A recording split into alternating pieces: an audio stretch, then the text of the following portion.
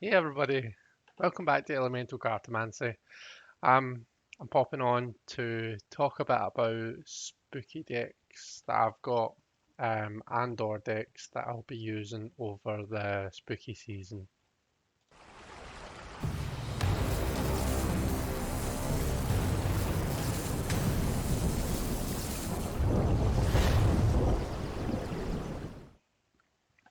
Okay, so the first thing I want to show you is not actually a deck. I was in B&M, I think it was the other day, and I saw in their Halloween stock there was a tablecloth that actually looked pretty cool. And I picked it up. So this is it here. So it's kind of a black net type stuff with these kind of a shiny silver skeletons on it. So I thought that was pretty cool. I realised pretty quickly when I went to sort of put it on my desk that I use it's trapped under the keyboard just now. I use a mouse and I like to be able to move it across my table, so I wouldn't really be able to work with the tablecloth on it, but I can still use it as like a tarot cloth and stuff. So yeah, I'll keep that there whilst I'm showing off these decks. The first deck that I'll show you, this is a classic, and this isn't for me. This isn't a spooky deck. Certainly not one that I would just use in the spooky season. But it does have that kind of a otherworldly theme. It's the Deviant Man. I've got the uh, Borderless edition. I got this years ago as a present for Christmas. Let's see, can I zoom in just a smidgery? There we go, that's maybe a wee bit better. Let's see. Okay, so I was messing about with the lights to try and improve the view a wee bit, but I think this is about as good as I'm going to get it. But that's okay, because our lovely Shauna from Six of Wands Tarot is excellent with our lighting setup. So I'm going to get some tips from Shauna on how I can set this up and you know let you see the stuff even better and maybe not look so pale Scottish peely wally skin myself. So yeah, Deviant Moon Tarot. These are the backs. And yeah, I love this one. It's a great all rounder for me personally. But like I say, it does have that kind of a otherworldly theme to it. So it's a great spooky deck, I think. The next one is so this is another one that is an all-rounder. Um, I think this is Taro Noir. It's a Tarot de Marseille, and I feel as though it has a bit of a Tim Burton vibe to it. When you look at the artwork, I just feel as though there's something Tim Burton-y about it. I love it. It's amazing. I'm not totally in love with the size of the cards. I think they could be doing with being a lot smaller, but you know, um, yeah, just the characters in it. It just looks like like one of those Tim Burton films. Definitely has a kind of a Halloweeny, Samhainy, spooky type feel to it, I think. And it's a beautiful Tarot de Marseille. And these are the backs. This is one I believe that you have to order from Amazon France. Don't think you can get this in well, maybe you can order it on the UK Amazon or the US Amazon, maybe, I'm not sure. But I'm not sure if it comes from Amazon France, maybe.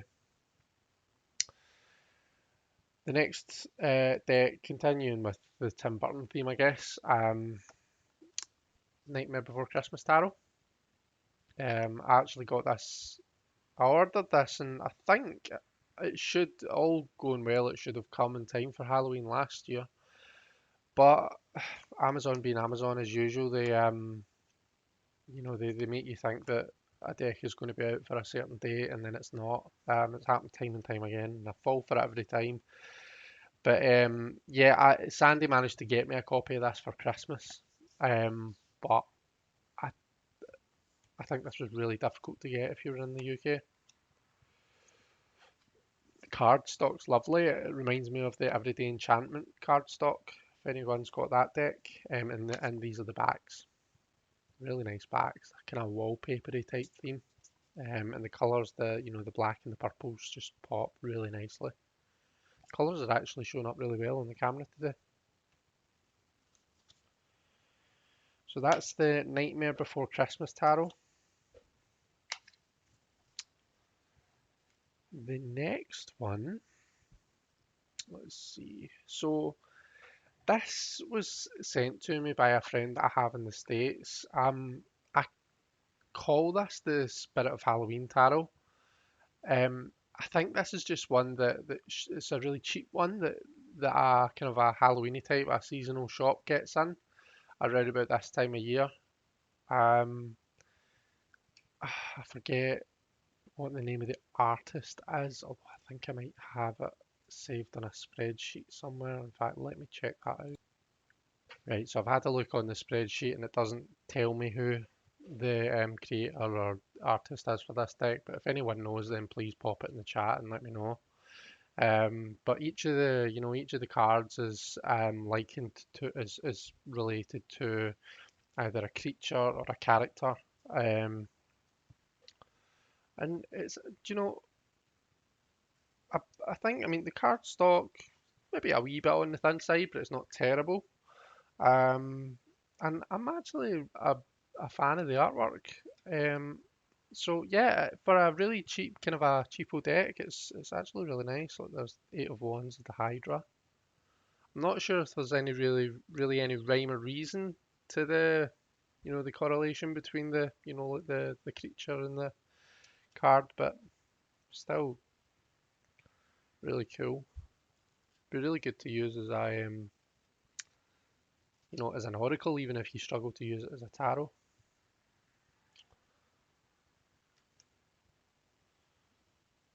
There's the full. Not sure what these numbers mean on the bottom. But yeah, these are the backs, and I believe that you can get it in pink as well. Um, so that's the Spirit of Halloween Tarot. I can't speak tonight, can I? The next one this is a limited edition um, of the Murder of Crows Tarot. So this is a stunning deck. This is available in a standard edition. I believe you can still get that through Amazon, unless I'm mistaken. But it's just black and white. You can see in this deck it has these kind of a reds through it. It's kind of a blood red through it. The standard edition doesn't have that. It just has like kind of a black and white colours. But it's mostly a Smithway themed deck, but with a serious twist. Cards are quite big, quite a difficult one to shuffle. I can only just about get my hand around it. But yeah, great for spooky season. Great for like full moon, kind of a themed readings. So if you do a reading at the full moon, I find this deck is really good for that. And these are the backs. And that's the box for it actually. So I believe, yeah, this is Los Scarabeo. So I've got number 489 of 2,999. Do you ever wonder why they don't just make 3,000? The book for this is really good as well, by the way. So if you do have it or if you get it, I would strongly encourage you to read the book. But yeah, Murder of Crows Tarot by, let's see, Corrado Roy. Apologies if I'm not very good at giving you the artists, the creators.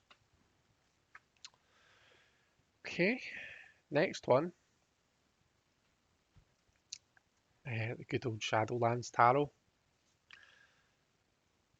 this is again not just a Halloween deck. I suppose none of them really are just Halloween decks. They're all really great all-round decks, and this one particularly, there's so many images in this. There's so many cards that really make me think about the meanings in a different way, and I really, really love that. In particular, the Five of Pentacles is one that I have got, I've got so much from. I've learned so much about the Five of Pentacles just from the depiction in this deck. Um, but yeah, it's absolutely stunning. The artwork is really different. We've got these wee creatures rather than people. Um, but there's just something really kind of endearing and cute but spooky at the same time about it. Nice gold gilding for anyone that likes a nice gilded deck, and these are the backs. So that's the Shadowland Tarot by, I believe it's Monica Badursky.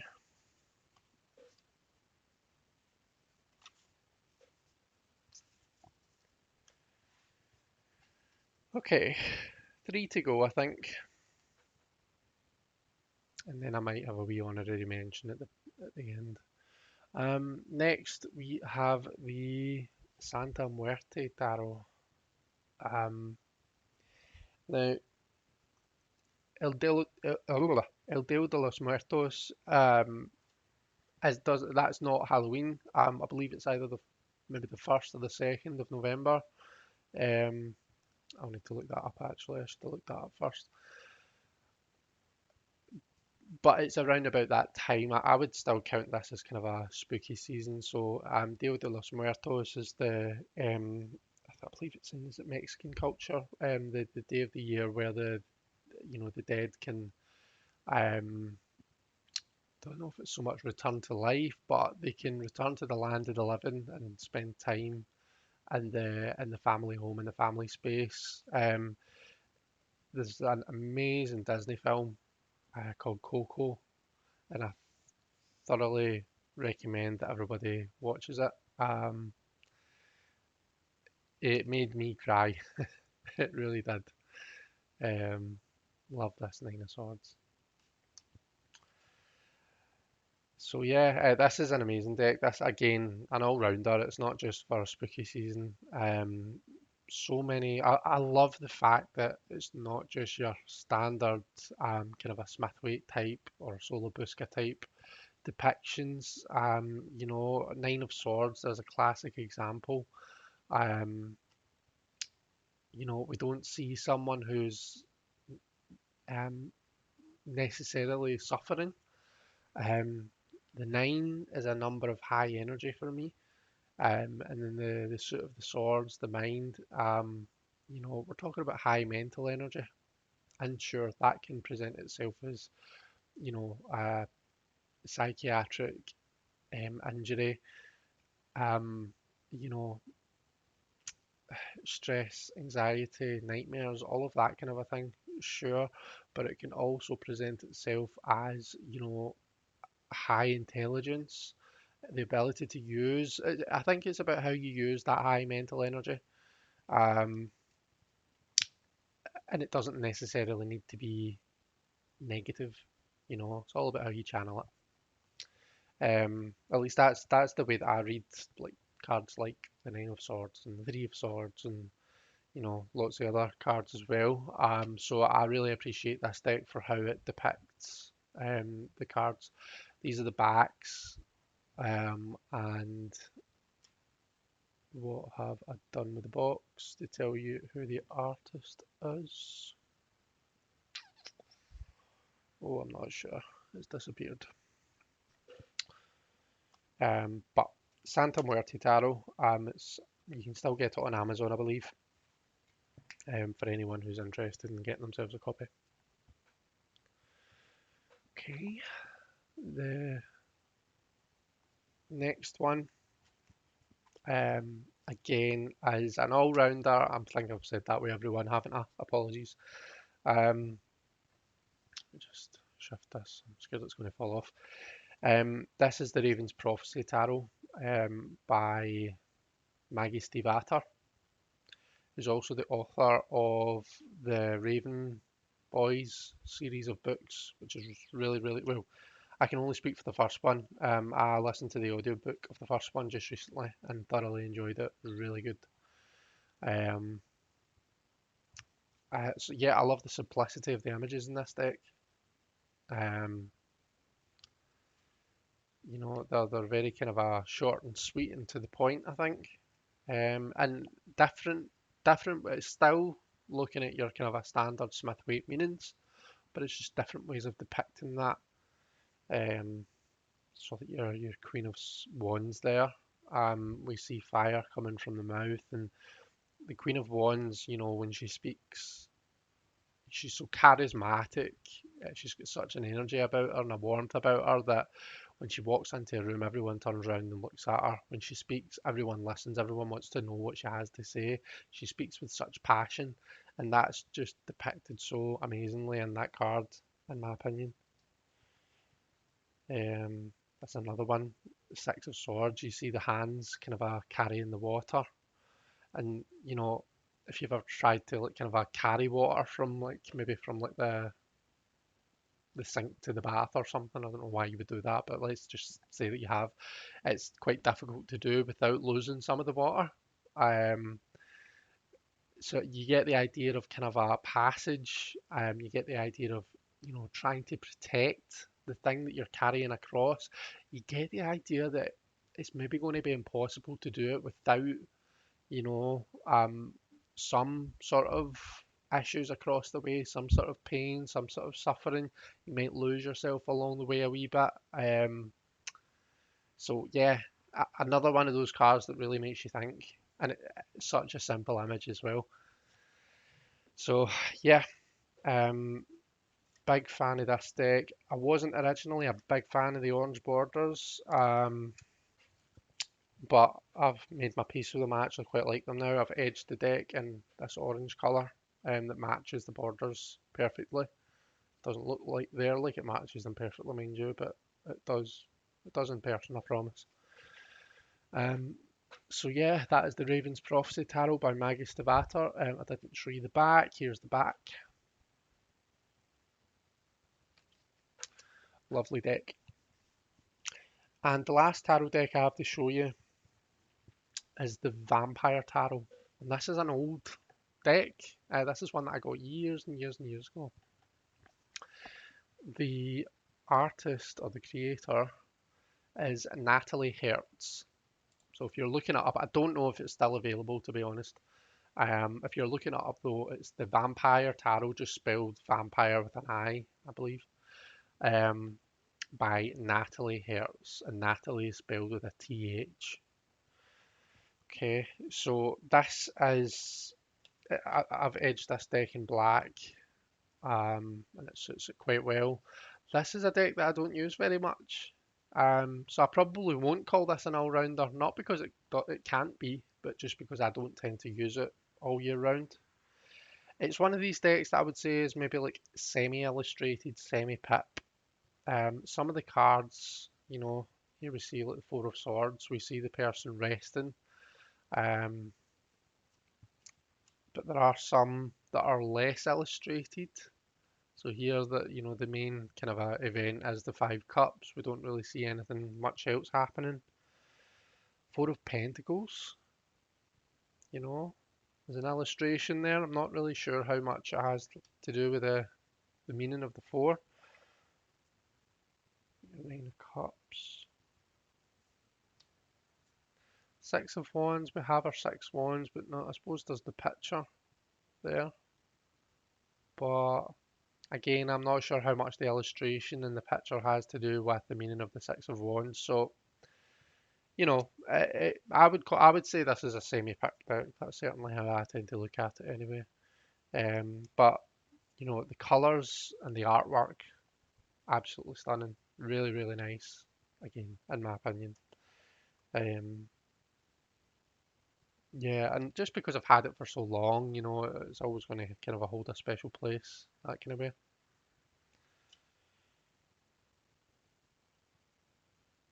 Eight of Swords. So yeah, and these are the backs. Really, really stunning back. Um, so the Vampire Tarot by Natalie Hertz. So there's only one more deck that I would really mention, and this is kind of a tarot slash playing card deck. I don't know if anyone has these Arcana playing tarot playing cards. But I've got both the white edition and the black edition. And for me, the black edition, because it has that black background, if you're looking for like a playing card deck that's kind of a darker in theme, I guess, then this is a really cool option. Um, just because it has that kind of a black background. I've seen people edge this in black. I've not done that. Or I've not done it yet, let's say. Um, but this is a stunning deck of cards. Whether you use it for playing card reading or whether you use it for, I just love the aces. Look at the aces in this deck. So you can see like it has like both the spade and the sword. This is both the diamond and the pentacle. Um, also has the majors, which is why it's tarot playing cards. Um, and yeah, just absolutely stunning.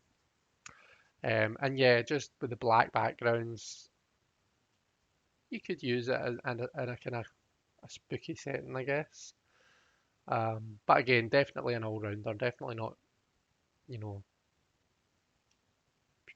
solely to be used in the spooky season. So yeah, so that is the Arcana Tarot playing cards by, is it Dead on Paper? I believe that it's Dead on Paper that make these. Yeah, a Dead on Paper project. Not sure if they're currently available. They usually come in and out of print. So check it out. It may well be in print just now. Um, but yeah. Oh, in the backs.